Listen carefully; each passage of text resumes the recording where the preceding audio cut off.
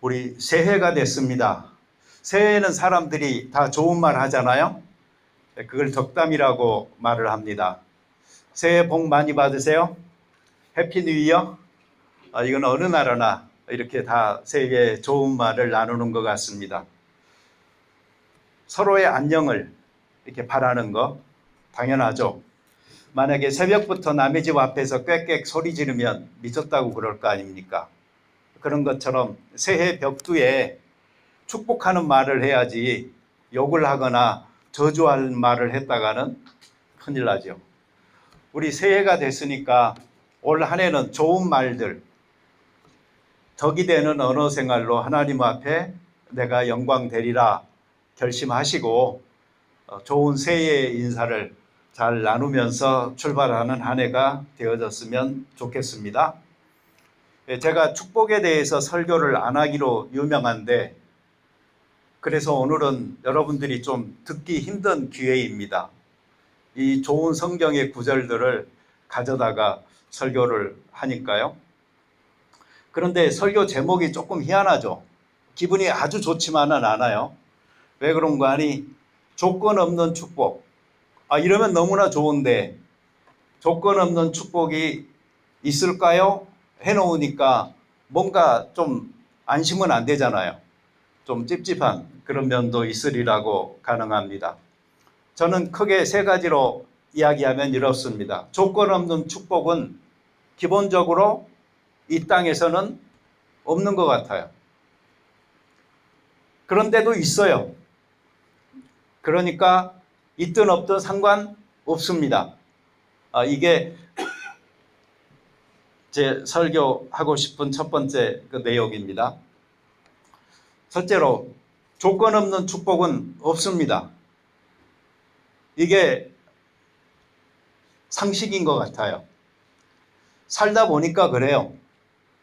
저도 좀 젊었고 순진했을 때는요, 이 세상에 뭐 그런 게 좀 있는 줄 알았어요.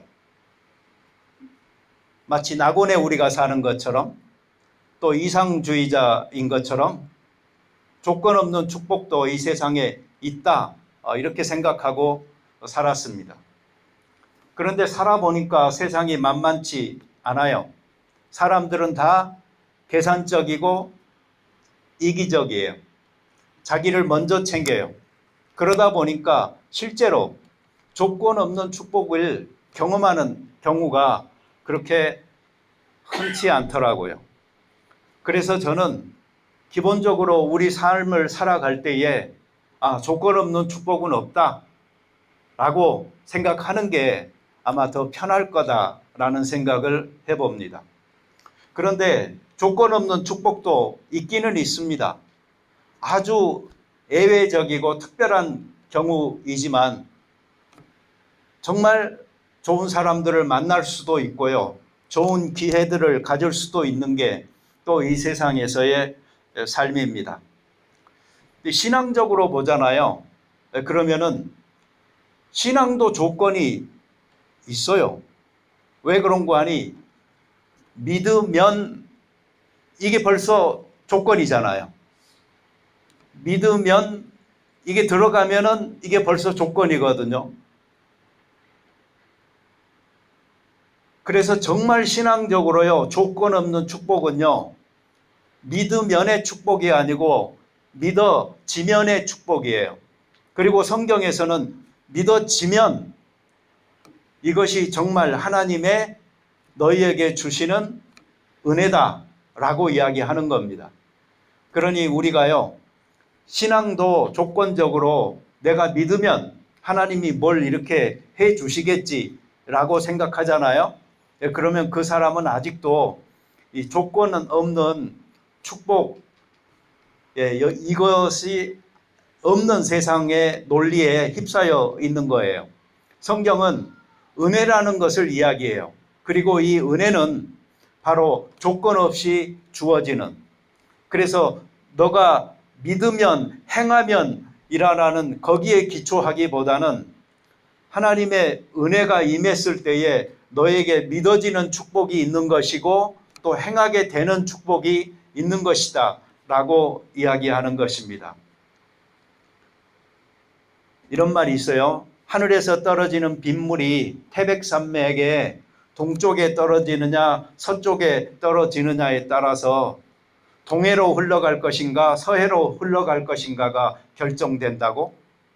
마치 그러는 것처럼 하나님을 향한 우리의 그 태도에서 하나님께서 긍정적으로 반응할 수 있도록 믿음의 씨가 우리 속에서 발아하게끔 도와주신 것, 그게 바로 믿어지는 믿음의 축복을 받은 사람들이다. 그러니 우리 모두는 감사하면서 살아갈 수 있어야 되겠습니다. 그런데 사실은요, 믿음 생활에 있어서 조건 없는 축복이 없기도 하지만, 그리고 있기도 하지만, 믿는 그리스도인들에게는 이게 별로 중요하지 않아요. 별 상관이 없어요. 저는 기본적으로 하나님께서 이 신명기에서 약속한 모든 축복이 여러분들에게 풍성하게 임하기를 정말로 소망해요. 정말 넘치도록 기름짐이 풍성하게 있어서 여러분들의 생활 속에 하나님을 믿는 자의 축복이 무엇인가를 다른 사람들에게 확연하게 보여주고 자기 자신들도 그 기쁨 속에 살아갈 수 있는 그 축복이 있기를 소망합니다. 그렇지만 하나님의 축복을 가만히 또 봐보잖아요. 그러면 믿음이 있고 우리가 성경 말씀대로 산다고 해서 모든 것이 다 형통하고 잘되고 하는 것은 아니다 하는 것을 분명하게 깨닫습니다. 그러니까 여러분들이 내가 성수주의를 하면 하나님이 내게 복 주신다. 헌금 생활 잘하면 하나님이 복 주신다. 내가 남을 사랑하고 전도하고 봉사하면 하나님께서 내게 복 주신다 하는 믿음을 갖는 것은 맞아요. 그리고 옳아요. 그래서 모든 그리스도인들이 그렇게 해야 함에도 불구하고 이렇게 한다고 해서 꼭 그것이 이 땅에서 누리는 복으로 연결되는 것은 아닐 수도 있다 하는 부분을 우리는 또한 기억할 수 있어야 되는 것입니다. 그러니까 이것의 조건이 되어버리잖아요. 그러면 벌써 틀려지는 거예요. 신앙생활을 함에 있어서 내가 어떤 조건을 설정해 놓고 하나님을 내게 맞추려고 하지 마세요. 하나님의 생각은 내 생각보다 훨씬 더 큰 것입니다. 내가 짜놓은 틀 앞에 내가 그것을 믿고 숭배할 수는 있지만 하나님도 그 안에 들어와서 이대로 해달라고 하는 것은 우리의 억지일 수가 있는 것입니다. 하나님을 포획하려고 하지 마세요. 그분은 자기 하고 싶은 대로 하십니다. 그래서 내가 어떤 조건을 지켜 행하고 또 하나님 앞에서 내가 지금 잘 살고 있다고 해서 그 사람이 겉으로 보기에 반드시 형통한 삶을 사는 것은 결코 아닌 것입니다. 어쩌면 더 큰 고난을 받고 더 큰 시련을 겪을 수도 있습니다. 이 세상에서는 이런 일이 비일비재합니다. 선인의 고통과 악인의 형통 앞에 괴로워한 시편 기자들이 참 많아요. 그래서 우리들 신앙인들의 어떤 호소라고 할 수 있는 시편들을 읽어보잖아요. 그러면 이런 하소연들이 하나님을 향하여서 계속 드려지는 것을 볼 수 있죠. 하박국 선지자도 하나님을 향해서 이 질문을 직접적으로 했어요. 그런 것처럼 우리가 믿음을 가지고 있다고 해서 다 형통하고 편안한 길, 축복의 길, 기름진 길로 가는 것은 아니다 하는 것을 깨닫고 보잖아요. 그러면 믿는다는 것이 조건이 되어져서 하나님의 복을 나에게 강요하려고 하는 어리석음에서는 적어도 벗어날 수가 있는 것입니다. 예수님께서도 이런 말씀을 하셨어요. 요한복음 15장 18절에서 세상이 나를 미워했다. 너희들을 미워하기 전에 먼저 나를 미워했다. 내가 만약 세상에 속하였고 세상 속에서의 즐거움을 찾았다면 그들이 우리하고 좀 비슷하구나 해서 그러지 않았을 터인데, 내가 다른 가르침을 베푸니까 그들이 나를 미워했다. 세상은 나를 자기들에게 속한 자가 아닌 줄로 여겼다. 너희들도 역시 마찬가지일 것이다. 나를 미워했던 그들이 너희를 미워할 것이다 라고 이야기를 한 것이죠. 종이 주인보다 크지 못하지 않냐? 주인이 이렇게 어려움을 당했고 고난을 당했는데 종이 어려움 없이 고난 없이 잘 살리라 하는 거 너무 그렇게 기대하지 말아라. 너희도 박해를 받을 것이다. 이렇게 말씀을 하셨던 것입니다.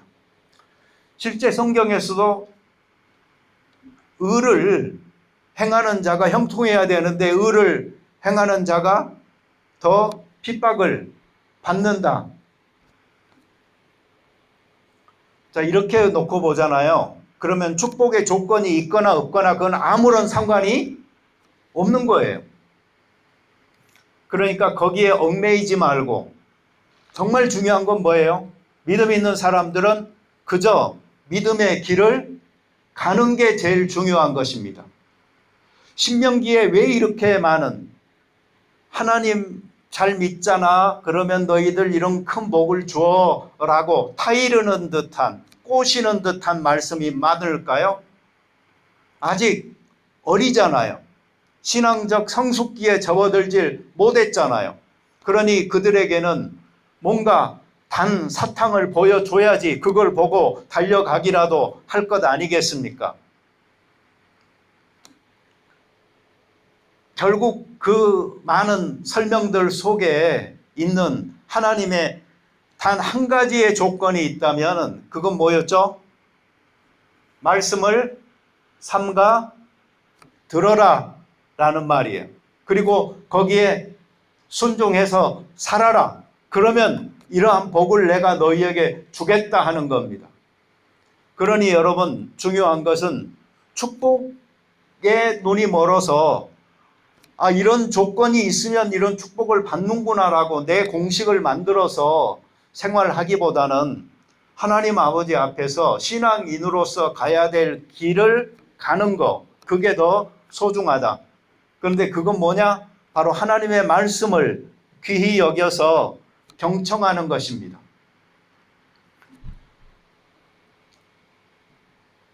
내가 오늘 너게 명령하는 그의 모든 명령을 지켜 행하면 내 하나님 여호와께서 너를 세계 모든 민족 위에 뛰어나게 하실 것이라.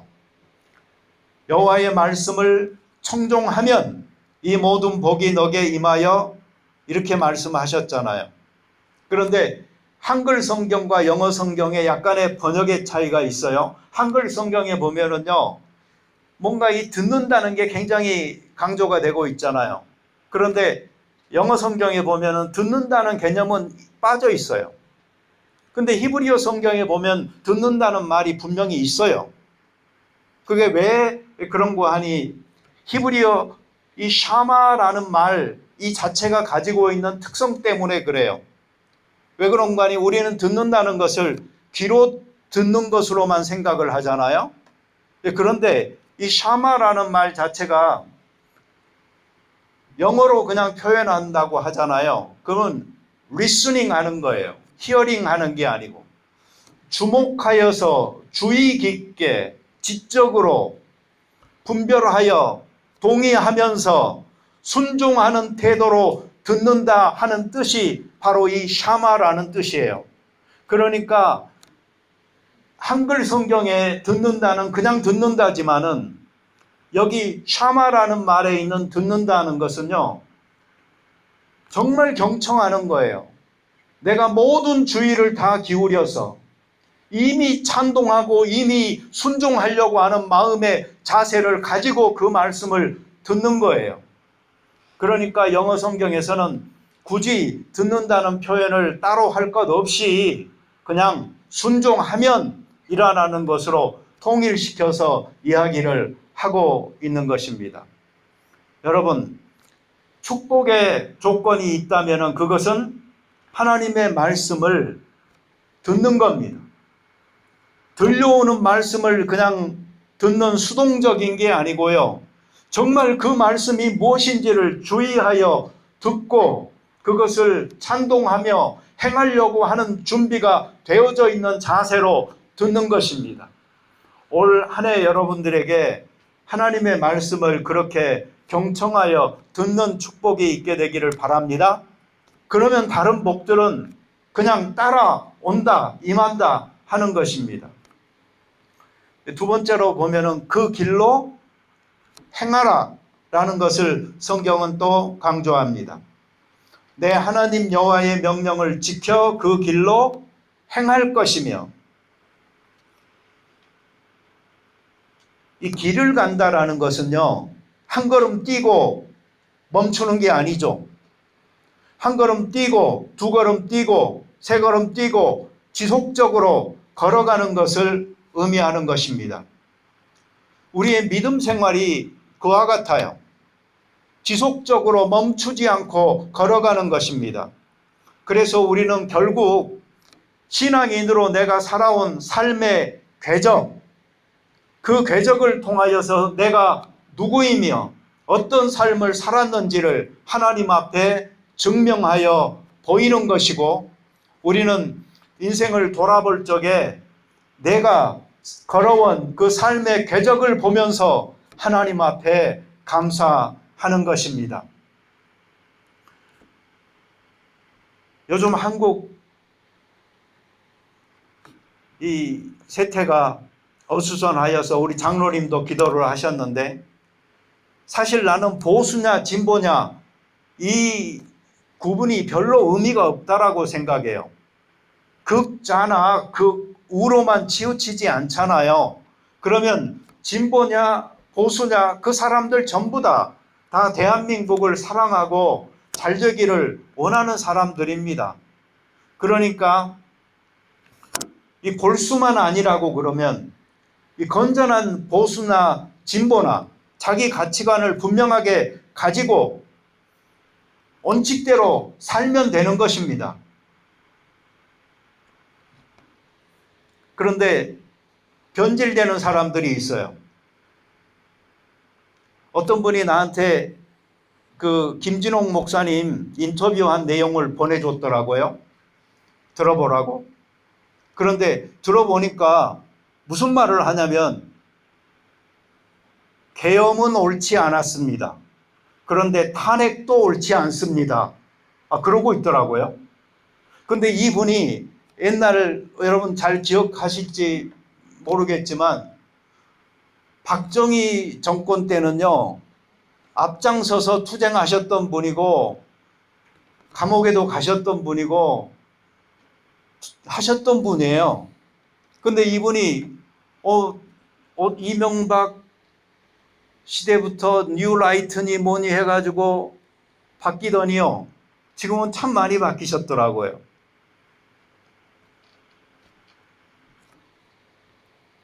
그런 말도 사람들이 많이 했죠. 진보는 조금 가난하게 살아야 되고요, 보수는 조금 부하게 사는 사람들이 보수라고. 그런데 이 보수에 또 좀 비리 붙어야 사는, 정말 또 그 눈치 보고 계산 빠른 사람들이 또 보수로 이렇게 붙어 있는 거라고, 그런 말을 사람들이 많이 합니다. 그러니 제가 봤을 때 우리 같이 별로 있는 것 없고 또 없는 것도 없잖아요. 이런 사람들은 대체적으로 진보적인 사람들이에요. 네. 근데 진보적인 사람들은요, 진보적으로 살아야죠. 진보의 가치를 붙들고. 네. 이상하게 이번에 제가 그거 크리스찬 리뷰에 글 내고 나서요, 그 보수적인 사람들이 나한테 보내는 메시지도 있지만 그 진보적인 사람이 나를 접촉하기도 하더라고요. 그래가지고 어디에 이렇게 숨어 계셨냐고 그러면서 도 있어요. 그래서 내가 잘못하다가는 나 이쪽으로 가겠구나 이제 이런 생각도 합니다만은, 제가 생각하기에는 보수냐 진보냐가 중요한 게 아니잖아요. 아주 치우치지만 않는다면 모두 다 우리 대한민국을 위해서 사는 사람들이니까 그냥 자기 가치 가지고 그 가치를 증명하는 삶을 보여주면 되는 거예요. 예수님께서도 너희가 내 말에 거하면 그랬잖아요. 내 말에 거하면 내 제자가 되고 진리를 알지니 진리가 너희를 자유케 하리라. 여기서 이 거하면이라는 말이 여기 영어에서는 hold로 돼 있잖아요. 붙들라라고. 근데 어떤 영어 성경에서는 dwell하라고 나와 있어요. 거기에 머물라는 말이에요. 잠깐 맛보고 사라져라는 말이 아니고 예수님의 가르침을 받고 거기에 머물러서 사는 자, 그 사람들이 바로 내 제자가 될 거라라고. 그리고 진리가 너희를 자유케 하리라라고 예수님이 하신 거예요. 나를 사랑하면 나의 계명을 지켜라. 우리는 구약 성경이 뭔가 율법적인 것이기 때문에 막 준수하고 지켜야 되는 것을 의미했고, 신약은 복음이기 때문에 우리를 자유케 한다라고만 생각하기 쉽잖아요. 그런데 예수님의 이런 말씀들을 봐보세요. 아니에요. 나를 사랑하느냐? 나의 계명을 지켜라인 것입니다. 여러분, 말씀을 순종하십니까? 아니면 여호와 하나님을 순종하십니까? 만약 이 질문을 여러분에게 제가 드렸을 때 여러분들이 잠시라도 머물면 안 돼요. 우리는 말씀을 사랑하죠. 그렇지만 그 말씀보다는 하나님을 사랑하는 거예요. 만약에 이 부분에서 말씀 쪽에 더 치우쳐 있는 사람은요, 옛날 하나님께서 하셨던 말씀에만 집착하게 돼 있어요. 그러나 옛날에 말씀하셨던 하나님은 지금도 말씀하고 계시거든요. 그러니 말씀을 사랑함과 동시에 지금도 성령님을 통하여 우리에게 새롭게 말씀을 해석하게 하시고 우리로 하여금 그 말씀을 우리 시대에 맞게끔 적용하여서 살아갈 수 있는 자유를 주신 하나님이라고 믿을 때에 우리는 더욱더 그 말씀을 현대적으로 적용하면서 살아갈 수가 있게 되는 것입니다. 율법적이고 또는 근본주의자가 되는 것은 옛날에 기록되어진 그 말씀에만 문자적으로 집착하게 됐을 때 생겨나는 현상입니다. 그러니 우리에게는요, 이게 하나님의 말씀이다라는 확신이 들잖아요. 예, 그러면은 선택이 없어요. 내 명령을 그러잖아요. 하나님의 명령을 순종하든지 아니면 거역하든지 하는 것밖에 남지 않는 거예요. 믿음 생활을 정말 단순화시키잖아요. 그러면 하나님을 사랑하는 자, 하나님의 말씀을 순종하여 살아라입니다. 그런데 하나님을 사랑하기는 해요. 언제까지 사랑해요? 하나님이 나에게 유익이 되는 한까지. 그리고 내가 그 말씀을 순종했을 때에 나에게 뭔가 손해가 나는 것 같고 부담이 되는 것 같고 하면은 거절해 버릴 수 있는 그런 용기를 가지고 있는 막 나가는 그리스도인들이 요즘 너무나 많잖아요. 그러니 하나님의 말씀을 순종하는 사람만이 참 그리스도인이다, 아니면 잡종이다 하는 생각으로 우리는 말씀을 순종하여 잘 살아가야 되겠습니다. 이 좌로나 우로나 치우치지 말아라, 이 말을 성경은 여러 군데에서 하고 있는데 여기 성경을 보잖아요. 그러면은 좌로나 우로나 치우치는 이유가 무엇인지가 나와요. 그 이유가 뭐죠? 다른 신을 따라 섬기기 때문에 그런 거예요. 여러분, 우상 숭배 하십니까? 내가 이렇게 물으면 누구든지 아니요 라고 말할 겁니다. 그러나 천만의 말씀입니다. 우리는 누구나 우상 숭배하고 있습니다. 무엇이 우상입니까?